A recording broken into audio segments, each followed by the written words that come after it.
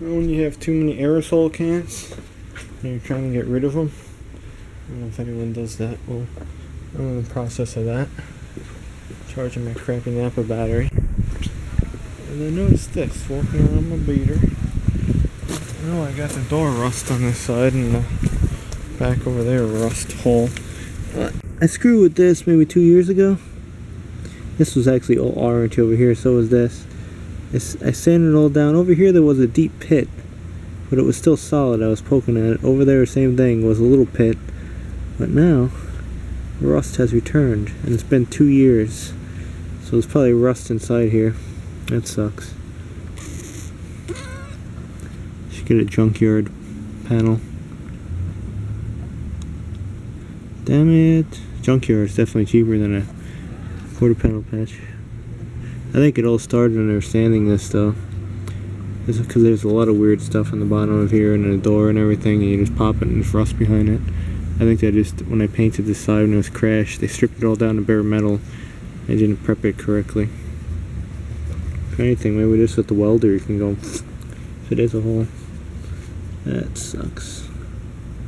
Another thing to pick at.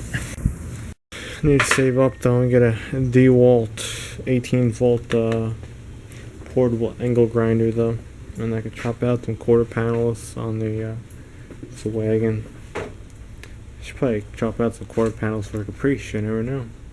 It'll be around forever. And chop them out. Cab corners, little back piece, and maybe like a door bottom for the truck. 2 door bottoms. I like my doors. I like to salvage them. And all the doors in the junkyard, they always crash them with the forklift, so they're no good. You have to buy a whole truck for you get a good pair of white doors. I don't like different colored doors. And then you have to, the inside's going to be a different color. I never like it. You see it chip. Unless you totally strip all the other color paint off, then it might work out for me. But that sucks. Got to do some shit. And then I got this going on over here. This isn't rust, I just drilled a bunch of holes in it. 1, 2, 3, 4, 5, 6. It's actually rusting around where they drilled the holes, you see it. So that's a real nightmare. It's still good from the back side. All that has to be welded up. Dent over here. I could probably knock that out from the speaker back here. Yeah, so it's a lot of work and I don't know who's going to do it. It needs to be done though. Got clear coat going over here. Sucks. And 2 things, I guess. I can either hope that I get out of condo land so I can do it myself, or I won't be living anymore, and then it won't matter. That's funny. No, that's not good.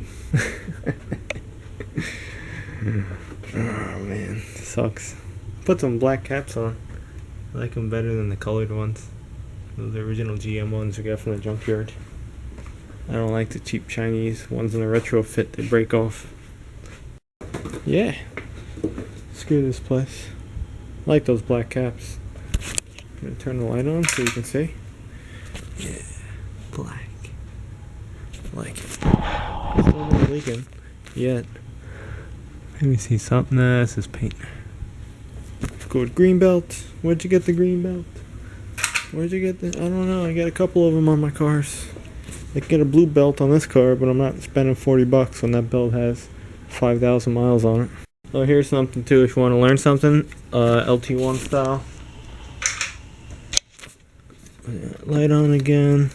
I think the stupid ass junkyard kid, because he's a stupid ass junkyard kid. Don't mix and match, man. You can't just be swapping parts and thinking it's gonna work and it's not. Oh, I changed my computer and my car runs bad. So I'm thinking maybe you put either 96, maybe you put a 95 PCM in. 94, 95 OBD1 PCM, the service number. The service number. Sometimes the number's worn out and you can't really see it. This computer I can. My original computer, which is inside, I can't read it. But the OBD1 computer ends in 8051. So it's going to be 94, 95. 96 is going to end in 399. I don't know what the other number is. Never picked a 96 computer. I probably should, because they are worth more money. Junkyard wants $35 for a computer, but these usually sell for around 50. Sometimes people advertise, oh, I got an aftermarket tune and I tune it to your specifications. And then some ass buys it for like $150. Nah, still, it's liability, used stuff. But yeah, 96 ones sell for like, I think like around like $70-$80, so it's worth it. But I bet the dude did that. You can make a 96 OBD1, but you have to use the OBD1 computer. I believe you can still use the OBD2 port, but what you do is you take the PCM apart. It's just a bunch of little screws. You take a circuit board out and you bridge a pin on the board. You know, think of like a computer board or a radio, like a radio. You know, you solder the little bulbs in. If anyone did that, yeah. So you just do that, and you bridge the two little solder joints with a resistor. I forget the value of it. Just Google it. LT1, OBD2 to OBD1 conversion, and that's pretty much what you do. But I think you have to bridge two of them. Like you bridge one resistor, but then you put a jumper to the left of it because it's for the knock sensor. I think the F body only uses one knock sensor, the B body uses two, and the information is for an F body. So that's the deal with that, and then you can make your 96 in OBD1, and as long as you don't live in a emissions compliant state like New York, where you have to plug that OBD2 connector in, and it read the whole car, and $37.50 later you had a sticker. Or if you worked at a shop, you did it for free, like I did. I mean, 90 LD1, I had to run all that shit on the dyno. Remainder of the sticker still on there, for memory's sake. Last sticker on the dyno. I did it. Yeah. So that's that. And don't be swapping parts when you think it's gonna work and it's not gonna work. Easy as that. And it sucks to get freaking rust on a truck, but that's what road salt does. That's why you don't live up north. Screw it. South forever. But that's not in this area. It sucks over here. I don't know if you see that over there. There's a Jeep stopped. They're talking to each other in the middle of the road like everything's okay. I love when I do that. See these new people moving into this place. They're so freaking stupid. They just do that so frequently. And you gotta drive around. Sometimes it's two cars blocking the street. Then again, the yuppies used to do that shit where I used to live, back on the same block. That's why we probably moved. Just getting all of that shit. And that is it. Maybe we'll go to the junkyard, try to cut some metal with a sawzall if you find any, or forget that and let's get a radio button. I don't know.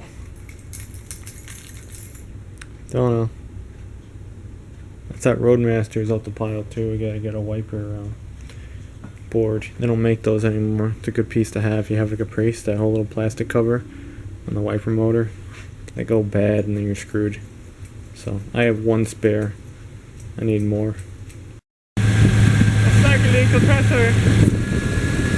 Not that humid, so it cycles. I think I'm getting a leak around that seal a little bit. I need another cover.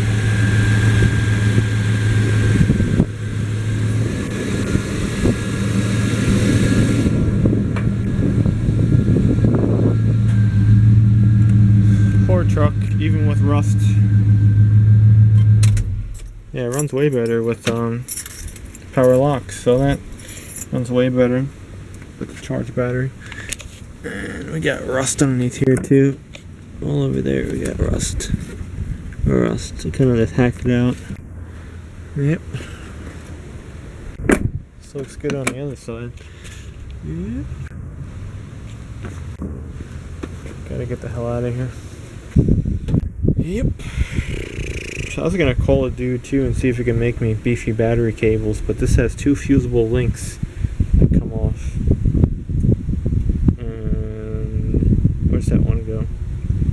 One goes to... No, that's a starter wire. Where does this one go? Oh yeah, that one goes to the alternator. And it's so tiny. So the alternator, when it goes back to the battery on these trucks, it's going through one of these things. And that's your wire that's feeding your alternator voltage. That's why these trucks, they suck on power. Because again, that's the final span right there, going to your positive battery terminal instead of a nice fat wire off the alternator. Look at the alternator cables. It's nothing. So I was thinking about measuring it, having a guy that makes the cables for the Impala, go book him, see if he can make me some fat cables. It'll probably help a lot. See, look how small that wire is. It's nothing. But you need a fat fusible link. I don't think they make those, unless you just forget the fusible link. Fusible link's just there in case you get a short somewhere between there and there. The other fusible link's important because that goes through that box over there. So that's my long video of talking, doing nothing. I like those kind of videos. You didn't show anything. You didn't show anything. Nobody can use their imagination. Maybe you'll learn something. Maybe you won't. Oh man, that thing's really splitting over there, the hose. We got to change that. Change that original. Looks like we got some little cracking going on. Maybe a little bit. I found an NOS power steering hose, but they want too much money for it. I used my Mexico ones instead. Got the bird's back. I thought it was gonna die. Same one. Good to see. Good to see. Likes it over here.